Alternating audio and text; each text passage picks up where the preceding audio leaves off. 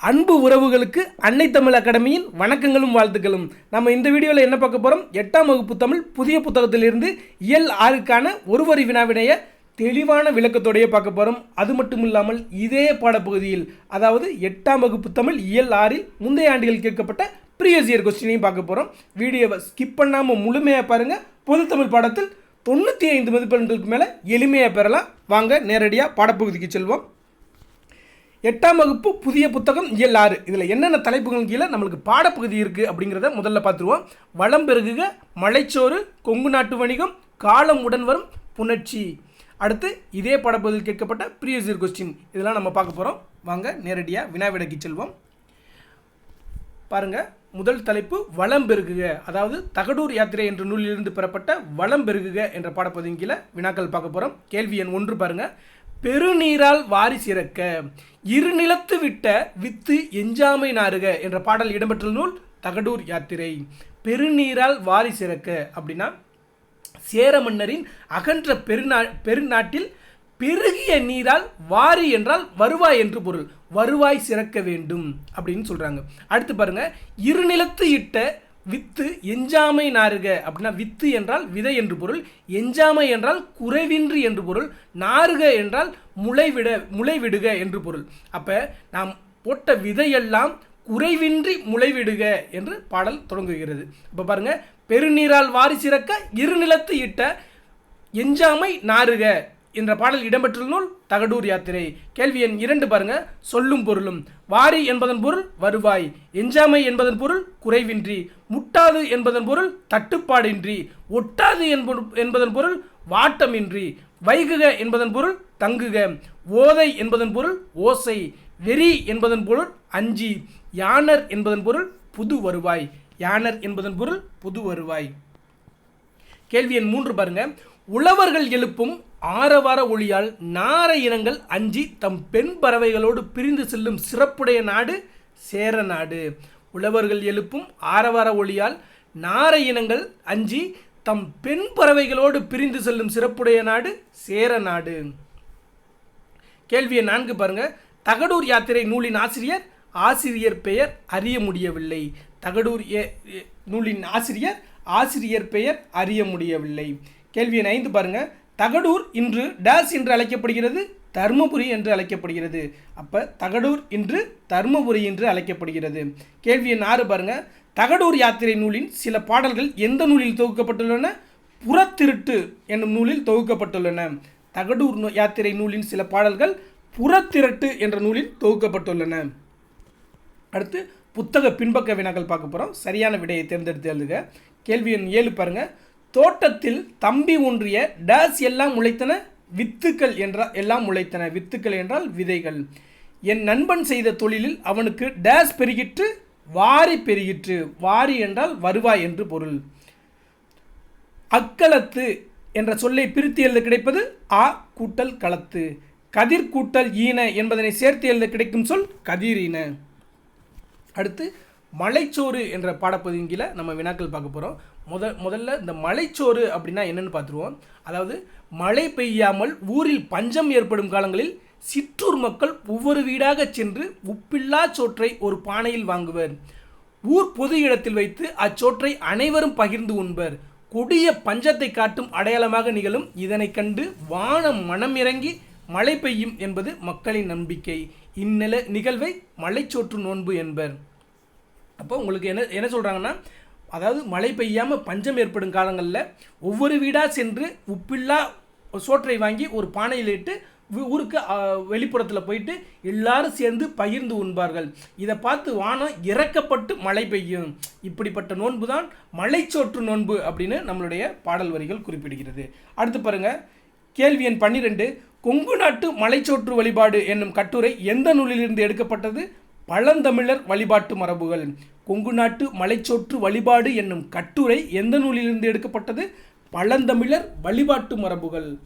கேள்வி எண் 13 பாருங்க.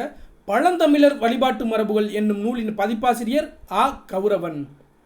பழந்தமிழர் வழிபாட்டு மரபுகள் என்னும் நூலின் பதிப்பாசிரியர் யார்? ஆ கதிரவன். அடுத்து பாருங்க. சரியான விடையை தேர்ந்தெடுத்து எழுதுக. கேள்வி எண் 14. கனத்த மழை என்னும் சொல்லின் பொருள் பெருமழை. வாசல் எல்லாம் என்னும் சொல்லை பிரித்து எழுத கிடைப்பது வாசல் கூட்டல் எல்லாம். பெற்றெடுத்தோம் என்னும் சொல்லை பிரித்து எழுத கிடைப்பது பெற்று கூட்டல் எடுத்தோம்.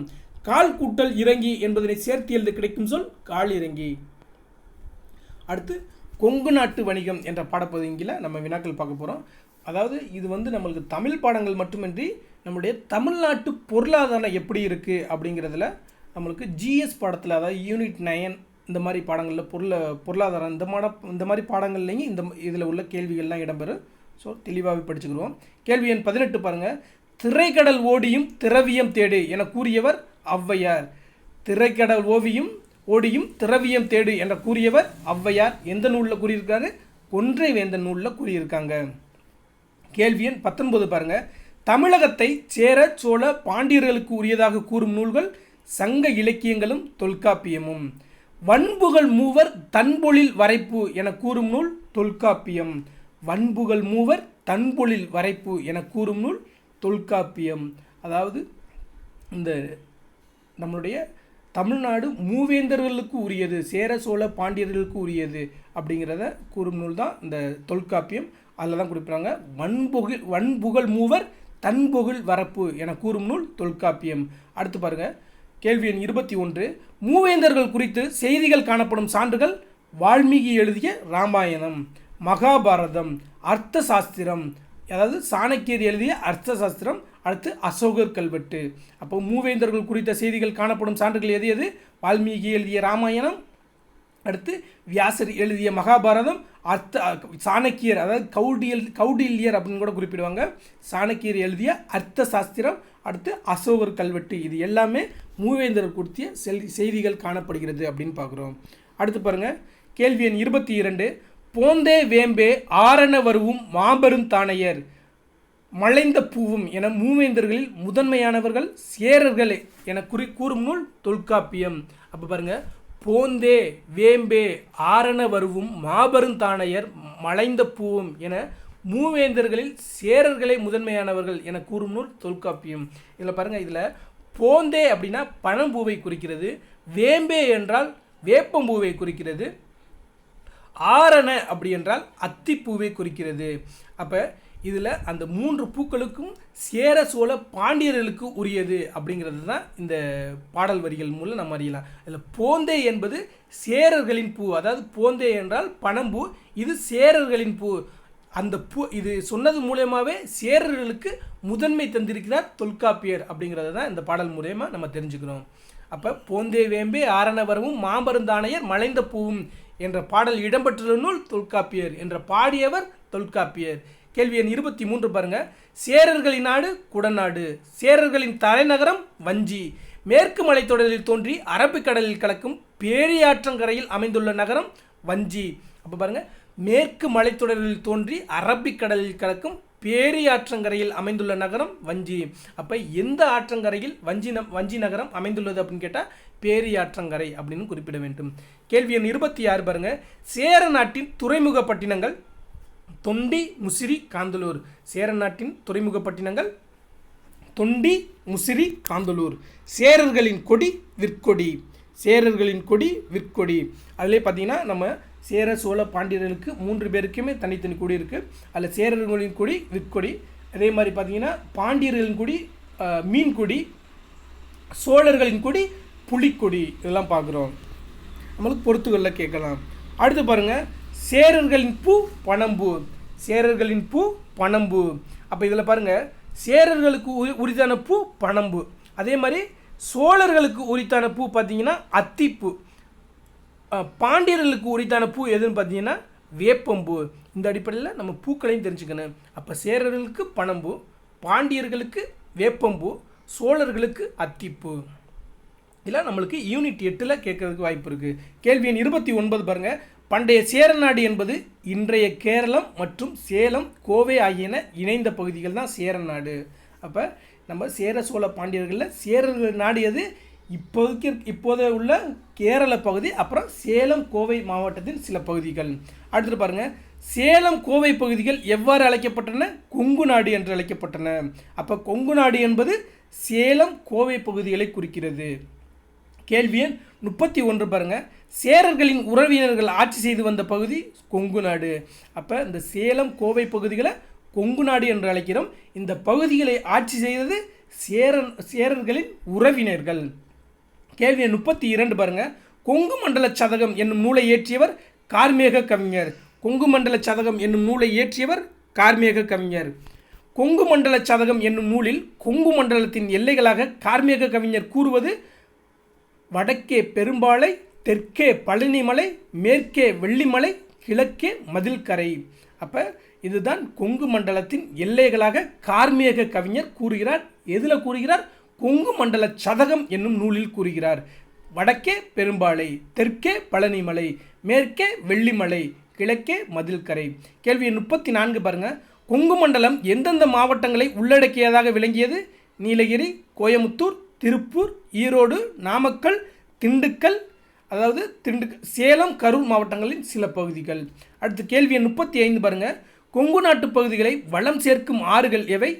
காவிரி, பவானி, நொய்யல், ஆண்பொருணை மற்றும் ஆண்பொருணை என்றும் அழைக்கப்படும் அமராவதி ஆறு. அப்போ கொங்கு நாட்டு பகுதியில் வளம் சேர்க்கும் ஆறுகள் எது? காவிரி ஆறு, பவானி ஆறு, நொய்யல் ஆறு, ஆண்பொருணை என்று அழைக்கப்படும் அமராவதி ஆறு. அப்போ நம்ம இதுக்கு முன்னால் பார்த்தோம், திருநெல்வேலியை பற்றி படிக்கும்போது பார்த்தோம், தன்பொருணை என்று அழைக்கப்படுமாறு தாமிரபரணி ஆறு. அதாவது தூத்துக்குடி, திருநெல்வேலி மாவட்டங்களை வளம் கொளிக்க செய்யும் ஆறு வந்து தாமிர ஆறு அப்படின்னு படித்தோம். அப்போ கொங்கு நாட்டு பகுதிகளை வளம் சேர்க்குமாறுகளா இதெல்லாம் பார்க்குறோம். கேள்வி 36 பாருங்கள், ஒரு நாட்டு மக்களின் நாகரிக நல்வாழ்விற்கு அடிப்படையாக விளங்குபவை உழவு, கைத்தொழில், வணிகம். கேள்வி 37, செங்குட்டுவனின் கடல் போர் வெற்றியினால் அவர் எவ்வாறு அழைக்கப்பட்டார்? கடல் பிரகோட்டிய செங்குட்டுவன். கடல் பெருகோட்டிய செங்குட்டுவன் என்று அழைக்கப்பட்டவர். அதாவது செங்குட்டுவன் ஏன் அழைக்கப்பட்டார்? செங்குட்டுவனின் கடல் போர் வெற்றியினால். கேள்வி 38 பாருங்கள், கடம்பர் என்னும் கடற்கொள்ளையர்களை அடக்கியவர்கள் சேர மன்னர்கள். கடம்பர் என்னும் கடல் கொள்ளையர்களை அடக்கியவர்கள் சேர மன்னர்கள். கேள்வி 39, சேரர்களின் மிகச்சிறந்த துறைமுகங்களில் ஒன்றாக விளங்கியது முசிறி. சேரர்களின் மிகச்சிறந்த துறைமுகங்களில் ஒன்றாக விளங்கியது முசிறி. சேர நாட்டின் முசிறி துறைமுகத்திலிருந்து பிற நாடுகளுக்கு ஏற்றுமதி செய்யப்பட்ட பொருட்கள் பாருங்கள், மிளகு, முத்து, யானை தந்தங்கள், பட்டு, மணி. அப்போ சேர நாட்டிலிருந்து ஏற்றுமதி செய்யப்பட்ட பொருட்களில் முக்கியமாக பாருங்கள், இந்த மிளகு, முத்து, யானை தந்தங்கள். இந்த யானை தந்தங்கள் வந்து ரொம்ப ரொம்ப முக்கியமானது. இது நிறைய எக்ஸாமில் கேட்டிருக்காங்க. அப்போ பாருங்கள், முத்து ஏற்றுமதி பண்ணியிருக்கோம், யானை தந்தங்கள் ஏற்றுமதி பண்ணியிருக்கோம், பட்டு, மணி இதெல்லாம் ஏற்றுமதி பண்ணியிருக்கோம். கேள்வி 41 பாருங்கள், வெளிநாட்டிலிருந்து சேர பகுதிகளுக்கு இறக்குமதி செய்யப்பட்ட பொருட்கள் பாருங்கள், பொன், மென்மை மிக்க புடவைகள், சித்திர வேலைப்படமடைந்த ஆடைகள், பவளம், செம்பு, கோதுமை.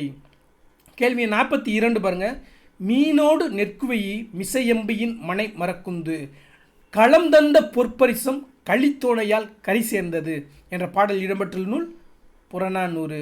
அப்போ மீனோடு நெற்குவையி அப்படின்னு ஆரம்பித்தாலும் சரி, களம் தந்த பொற்பரிசம் களித்தோணையால் கரை சேர்ந்தது என்ற பாடல் ஆரம்பித்தாலும் சரி, அது புறநானூற்று நூலில் இடம்பெற்றுள்ளது. அப்போ நீங்கள் இதை எப்படி ஆகும் வச்சுக்கலன்னா, மீன் களம் தந்த பொற்பரிசு களித்தோணியில் வந்து கரை சேருகுது, இதை வந்து புறநானூற்று நூல் சொல்லுது அப்படின்னு பாருங்கள். மீன் களித்தோணையில் கரை சேர்ந்தது அப்படிங்கிறது புறநானூற்று நூலில் இடம்பெற்றுள்ளது. அடுத்து பாருங்கள், கேள்வி 43, சேர நாட்டில் விலையை கணக்கிட அடிப்படையாக இருந்தது நெல். அப்போ விலையை கணக்கிட அடிப்படையாக இருந்தது நெல். சேர நாட்டில் ஒரே மதிப்புடைய பொருளாக விளங்கியது நெல்லும் உப்பும். சேர நாட்டில் ஒரே மதிப்புடைய பொருளாக விளங்கியது நெல்லும் உப்பும். கேள்வி 45 பாருங்கள், நெல்லும் உப்பும் நேரே ஊரில் கொள்ளீரென சேரிதோறும் நுவலும் என்ற பாடல் இடம்பெற்றுள்ள நூல் அகநானூறு. நெல்லும் உப்பும் நேரே ஊரில் கொள்ளீருறவென சேரிதோறும் நுவலும் என்ற பாடல் இடம்பெற்ற நூல் அகநானூறு. நெல்லும் உப்பும் நேரே அப்படின்னு வந்தாவே அகநானூறுன்னு நம்ம குறிச்சிடலாம். கேள்வி 46 பாருங்கள், கிழக்கு தொடர்ச்சி மலையும் மேற்கு தொடர்ச்சி மலையும் சந்திக்கும் இடம் நீலகிரி. கிழக்கு தொடர்ச்சி மலையும் மேற்கு தொடர்ச்சி மலையும் சந்திக்கும் இடம் நீலகிரி. தேயிலை தொழிற்சாலைகள் நிறைந்த இடம் நீலகிரி மாவட்டம். நீலகிரியில் உள்ள தொழிற்சாலைகள் பாருங்கள், புகைப்பட தயாரிப்பு தொழிற்சாலை, துப்பாக்கி வெடிமருந்து தொழிற்சாலை, தைல மரம் அதாவது ஈக்குலிப்டஸ் மரம் எண்ணெய் தொழிற்சாலை. அப்போ 3 தொழிற்சாலைகள் முக்கியமான தொழிற்சாலைகளாக இருக்குது பாருங்கள். புகைப்பட சுருள் தயாரிப்பு தொழிற்சாலை, துப்பாக்கி வெடிமருந்து தொழிற்சாலை. நல்லா பார்த்துங்க, துப்பாக்கி வெடிமருந்து, துப்பாக்கி தொழிற்சாலை கிடையாது, துப்பாக்கிக்கு பயன்படுத்தக்கூடிய வெடிமருந்து தொழிற்சாலை தான் நீலகிரி மாவட்டத்தில் இருக்குது. அதே மாதிரி தைல மரம் எண்ணெய் தொழிற்சாலை இதெல்லாம் நீலகிரியில் இருக்குது. அடுத்து பாருங்கள், கேள்வி 49. டேஸ் என்னும் பெயரே மருவி தற்போது கோயமுத்தூர் என்றானது. கோவன்புத்தூர் என்னும் பெயரே மருவி தற்போது கோயமுத்தூர் என்றானது. கேள்வி எண் 50 பாருங்கள். கோயமுத்தூர் உள்ள தொழிற்சாலைகள் பாருங்கள், பஞ்சாலைகள், நூற்பாலைகள், மின்சார பொருட்கள், எந்திரங்கள், வீட்டு உபயோகப் பொருட்கள் தயாரிக்கும் தொழிற்சாலைகள். இது எல்லாம் கோயம்புத்தூரில் இருக்குது. இதெல்லாம் முக்கியமாக வீட்டு உபயோகப் பொருட்கள் தயாரிக்கும் தொழிற்சாலை ரொம்ப முக்கியமானது. கேள்வி எண் 51 பாருங்கள். தமிழகத்தில் மலர் உற்பத்தியில் முதலிடம் வகிக்கும் மாவட்டம் திண்டுக்கல். மலர் உற்பத்தியில் முதலிடம் வகிக்கும் மாவட்டம் திண்டுக்கல் தமிழக அளவில். கேள்வி எண் 52 பாருங்கள். தமிழ்நாட்டின் ஹாலந்து என அழைக்கப்படும் மாவட்டம் திண்டுக்கல். தமிழ்நாட்டின் ஹாலந்து என அழைக்கப்படும் மாவட்டம் திண்டுக்கல். ஏன் தமிழ்நாட்டின் ஹாலந்து என்று அழைக்கப்படுதுன்னா, மலர் உற்பத்தியில் உலகிலேயே முதன்மையான இடம் பார்த்து ஹாலந்து. அப்போ தமிழ்நாட்டில் முதன்மையான இடமாக இந்த திண்டுக்கல் இருக்கிறதுனால மலர் உற்பத்தியில் திண்டுக்கல் தமிழ்நாட்டின் ஹாலந்து என்று அழைக்கப்படுகிறது. கேள்வி எண் 53 பாருங்கள். திண்டுக்கல்லில் அமைந்துள்ள தொழிற்சாலைகள் தோல் பூட்டு தொழிற்சாலைகள். பூட்டுக்கு திண்டுக்கல் பூட்டு அப்படின்னு நிறைய பேர் நல்லாவே தெரிஞ்சிருப்போம். கேள்வி எண் 54 பாருங்கள். புகழ்பெற்ற சின்னாலப்பட்டி சுங்குடி சேலைகள் உள்ள மாவட்டம் திண்டுக்கல். அப்போ சின்னாலப்பட்டி சுங்குடி சேவைகள் எந்த மாவட்டத்தைச் சேர்ந்தது? திண்டுக்கல் மாவட்டத்தைச் சேர்ந்தது. கேள்வி எண் 55 பாருங்கள். தமிழ்நாட்டின் இரண்டாவது பெரிய நகரம் ஈரோடு. தமிழ்நாட்டின் இரண்டாவது பெரிய நகரம் ஈரோடு. தமிழ்நாட்டில் மஞ்சள் சந்தை எங்கு நடைபெறுகிறது? ஈரோடு மாவட்டம். அப்போ ஈரோடு மாவட்டம் மஞ்சள் நகரம் என்றும் அழைக்கப்படுகிறது. அப்போ தமிழ்நாட்டில் மஞ்சள் சந்தை எங்கு நடைபெறுகிறது? ஈரோடு மாவட்டம். கேள்வி எண் 57 பாருங்கள். பின்னலாடை நகரமாக விளங்குவது திருப்பூர். அப்போ பின்னலாடை நகரம் எது? திருப்பூர். கேள்வி எண் 58. திருப்பூர் மாவட்டம் எதன் மூலம் தமிழ்நாட்டிற்கு பெரும் வருவாய் ஈட்டித் தருகிறது? ஆயத்த ஆடைகள், பின்னலாடைகள். இந்தியாவில் முதல் ஆயத்த ஆடை பூங்காவான நேதாஜி ஆயத்த ஆடை பூங்கா எந்த மாவட்டத்தில் அமைந்துள்ளது? திருப்பூர் மாவட்டம். இந்தியாவின் முதல் ஆயத்த ஆடை பூங்கா நேதாஜி ஆயத்த ஆடை பூங்கா எந்த மாவட்டத்தில் இருக்குது? திருப்பூர் மாவட்டத்தில் இருக்குது. கேள்வி எண் 60 பாருங்கள். தேசிய அளவில் புகழ்பெற்ற காங்கேயம் காளைகள் உள்ள மாவட்டம் திருப்பூர் மாவட்டம். காங்கேயம் காளைகள் திருப்பூர் மாவட்டத்தில் இருக்குது. கேள்வி எண் 61 பாருங்கள். பச்சைமலை, கொல்லிமலை, சேர்வராயன் மலையின் ஒரு பகுதி காணப்படும் மாவட்டம் நாமக்கல் மாவட்டம். அப்போ பச்சைமலை, கொல்லிமலை, சேர்வராயன் மலையின் ஒரு பகுதி காணப்படும் மாவட்டம் நாமக்கல் மாவட்டம். நம்மளுக்கு கேள்விகள் எப்படி கேட்பாங்கன்னா, நாமக்கல் மாவட்டத்தில் அமைந்துள்ள மலைகள் எது அப்படின்னு கேட்டுட்டு, இல்லாட்டி பொருந்தாதது எதுன்னு கேட்டு இது 3 கொடுத்துட்டு இன்னொரு மலையை கொடுத்துருப்பாங்க, கல்வராயன் மலை இந்த மாதிரி கொடுத்துருப்பாங்க. அப்போ இந்த மாவட்டத்தை இதை நல்லா நம்ம தெரிஞ்சு வச்சுக்கணும். பச்சைமலை, கொல்லிமலை, சேர்வராயன் மலையெல்லாம் நாமக்கல் மாவட்டத்தில் ஒரு பகுதியாக இருக்குது. கேள்வி எண் 62 பாருங்கள். முட்டைக்கோழி வளர்ப்பிலும் முட்டை உற்பத்தியிலும் தென்னிந்தியாவிலேயே முதலிடத்தில் உள்ள மாவட்டம் நாமக்கல் மாவட்டம். தமிழ்நாட்டில் பெரும்பாலான முட்டைகள் எங்கே உற்பத்தி செய்யப்படுகிறது? நாமக்கல் முட்டை. கேள்வி எண் 63 பாருங்கள். நாமக்கல் மாவட்டத்தில் உள்ள தொழிற்சாலைகள் சிமெண்ட், காகித தொழிற்சாலை. கேள்வி எண் 64. சிற்றுந்து, சரக்குந்து ஆகியவை அதிக அளவில் இயங்கும் மாவட்டம் நாமக்கல் மாவட்டம். சிற்றுண்டு, சரக்குந்து ஆகியவை அதிக அளவில் இயங்கும் மாவட்டம் நாமக்கல் மாவட்டம். இந்த மாதிரி லாரி இதெல்லாம் நமக்கு நாமக்கல் மாவட்டம் தான் ரொம்ப அதிகமாக இயங்கக்கூடிய மாவட்டமாக பார்ப்போம். நிறைய லாரி உரிமையாளர்கள்லாம் நாமக்கல் மாவட்டத்தில் அதிகமாகவே இருப்பாங்க. கேள்வி எண் 65 பாருங்கள். மாங்கனி நகரம் சேலம். அப்போ மாங்கனி நகரம் என்று அழைக்கப்படுவது சேலம். தமிழ்நாட்டில் கைத்தறி நெசவு அதிகமாக உள்ள மாவட்டம் சேலம். இந்தியாவிலேயே எந்த மாவட்டத்தில் ஜவ்வரிசி அதிக அளவு உற்பத்தி செய்யப்படுகிறது? சேலம். மாங்கனிக்கு சேலம், சவ்வரிசிக்கு சேலம். சேலத்தில் காணப்படும் ஆலைகள் பாருங்கள். ரசாயன பொருட்கள் ஆலை, அலுமினியம் ஆலை, சந்தன எண்ணெய் ஆலை, வனஸ்பதி ஆலைகள் முதலியன தயாரிக்கும் ஆலைகள்லாம் எங்கே இருக்குது? சேலத்தில் இருக்குது. கேள்வி எண் 69 பாருங்கள். முலாம் பூசும் தொழில் பெருமளவில் நடைபெறும் மாவட்டம் சேலத்தில் தான். ஏழைகளின் ஊட்டி என்று அழைக்கப்படும் ஏற்காடு உள்ள மாவட்டம் சேலம். அப்போ ஏழைகளின் ஊட்டி என்று அழைக்கப்படுவது ஏற்காடு. அந்த ஏற்காடு எந்த மாவட்டத்தில் இருக்குது? சேலம் மாவட்டத்தில் இருக்குது. கேள்வி எண் 71 பாருங்கள். வஞ்சிமா நகரம் என அழைக்கப்படும் மாவட்டம் கரூர் மாவட்டம். அப்போ வஞ்சிமா நகரம் என்று அழைக்கப்படும் மாவட்டம் கரூர் மாவட்டம். கேள்வி எண் 72. கரூரை தமிழகத்தின் முதன்மையான உள்நாட்டு வணிகமாக குறிப்பிட்டுள்ள கிரேக்க அறிஞர் தாலமி. அப்போ கரூரை தமிழ்நாட்டின் முதன்மையான உள்நாட்டு வணிக மையமாக குறிப்பிட்டுள்ள கிரேக்க அறிஞர் தாலமி. நம்மளுக்கு கேள்விகள் இப்படியும் கேட்பாங்க. அதாவது தமிழகத்தின் முதன்மையான உள்நாட்டு வணிக மையமாக தாலமி எந்த நகரத்தை குறிப்பிடுகிறார் அப்படின்னு கேட்பாங்க. அது கரூர். அப்போ 3 நம்மளுக்கு தமிழ்நாட்டின் முதன்மையான உள்நாட்டு வணிகம் கரூர், அப்படி குறிப்பிட்டது தாலமி. கேள்வி எண் 73 பாருங்கள். கல்குவாரி தொழிற்சாலைகள் எங்கு காணப்படுகின்றன? கரூர். கைத்தறி நெசவு ஆடைகளுக்கு பெயர் பெற்ற மாவட்டம் கரூர். கைத்தறி நெசவு ஆடைகளுக்கு பெயர் பெற்ற மாவட்டம் கரூர். பேருந்து கட்டுமான தொழிலில் சிகரமாக விளங்கும் மாவட்டம் கரூர். பேருந்து கட்டுமான தொழிலின் சிகரம் கரூர். அடுத்து கேள்வி எண் 76 பாருங்கள். ஊர்களும் அவற்றின் சிறப்பு பெயர்களும் பார்க்குறோம். தூத்துக்குடி முத்து நகரம், சிவகாசி குட்டிச்சப்பான், மதுரை தூங்கா நகரம், திருவண்ணாமலை தீப நகரம், திண்டுக்கல் பூட்டு நகரம், திருப்பூர் பின்னலாடைகளின் நகரம், கோயம்புத்தூர் காற்றழுத்த விசைக்குழாய் நகரம். ஸோ இதில் நம்ம புத்தகத்திலே கொடுத்துருக்குது. இதுக்கு மேலேயும் நம்ம பொருளாதாரம் அந்த மாதிரி பாடங்களில் நிறையவே படிப்போம்.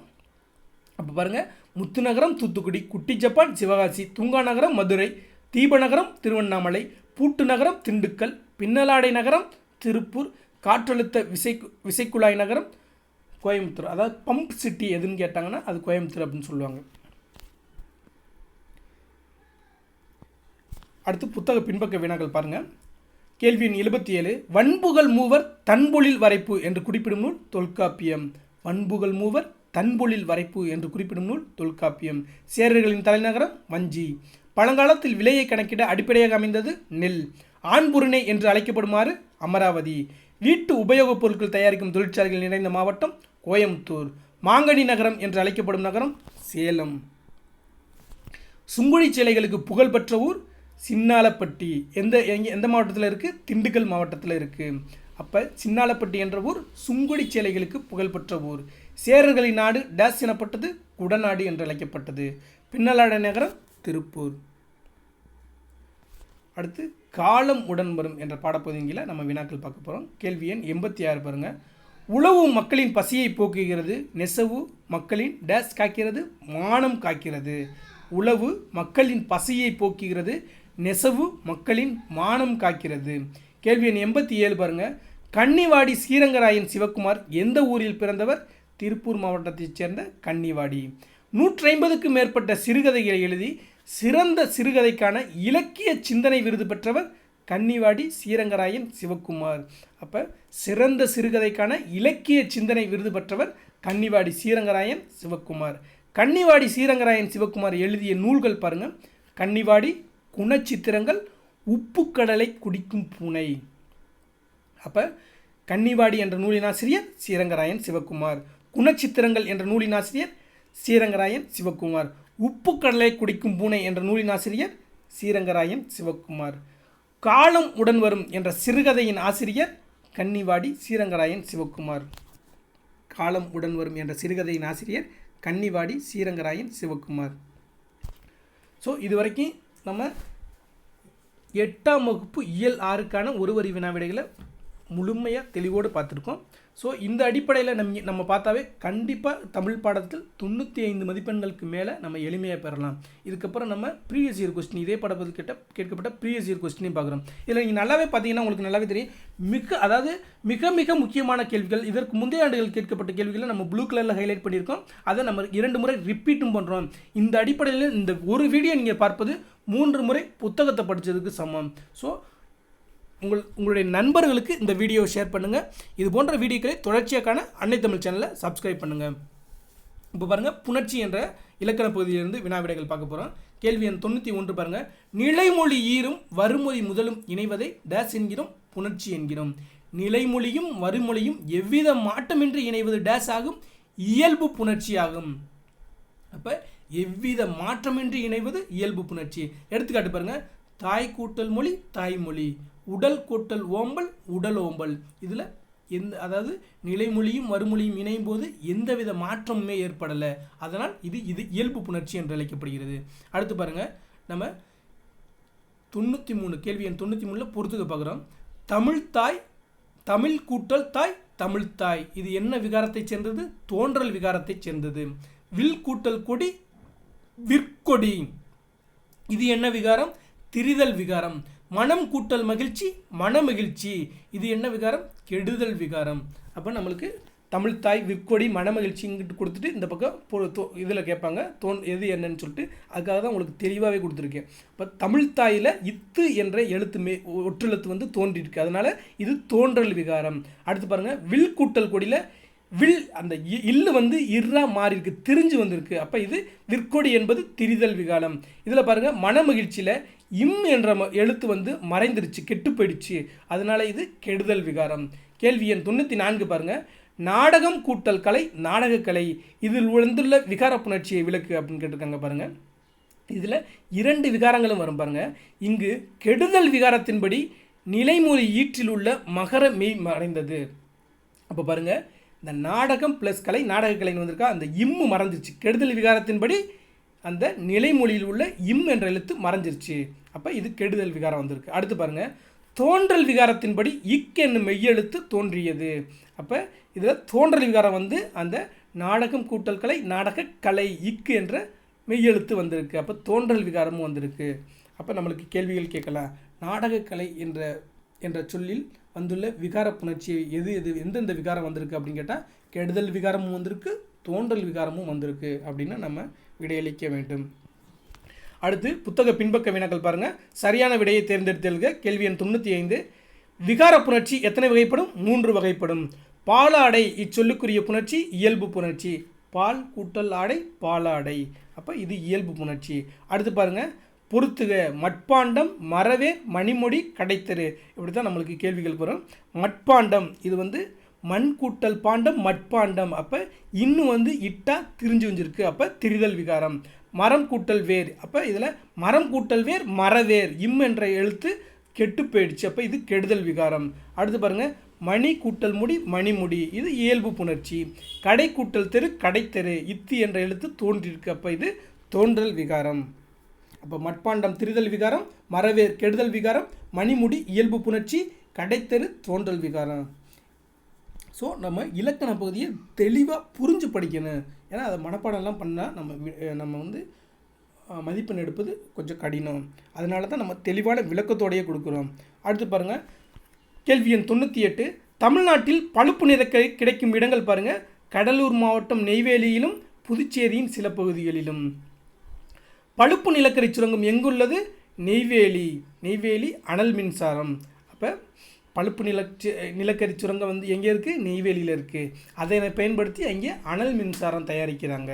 கேள்வி எண் 100 பாருங்கள், பின்வரும் மரபு தொடர்களை பொருளோடு பொறுத்துக. கொடிகட்டி பறத்தல் எல்லாமே சரியாகவே பொருந்திருக்கு பாருங்கள், நேரடியாக நம்ம வினாக்கள் விடைகள் பார்த்துருவோம். கொடிகட்டி பறத்தல் என்பது புகழ்பெற்று விளங்குதல். அவசர குடுக்கை என்பது எண்ணி செயல்படாமை. ஆயிரங்காலத்து பயிர் என்பது நீண்ட காலமாக இருப்பது. கல்லில் நார் உரித்தல் என்பது இயலாத செயல். கம்பி நீட்டுதல் என்பது விரைந்து வெளியேறுதல். காணல் நீர் என்பது இருப்பது போல் தோன்றும் ஆனால் இருக்காது. கண்ணை மூடிக்கொண்டு என்பது ஆராய்ந்து பாராமல். அப்போ பாருங்கள், புகழ்பெற்று விளங்குபவனை நம்ம கொடிகட்டி பறக்கிறான் அப்படின்னு சொல்கிறோம். எண்ணி செயல்படாமல் இருக்கிறவங்கள அவசர குழுக்கை அப்படின்னு சொல்கிறோம். நீண்ட காலமாக இருப்பது ஆயிரங்காலத்து பயிர் அப்படின்னு சொல்கிறோம். இயலாத செயலை நம்ம கல் நார் உரைத்தல் அப்படின்னு சொல்லி குறிப்பிடுகிறோம். விரைந்து வெளியேறுதலை கம்பி நீட்டுறான் அப்படின்னு சொல்கிறோம்.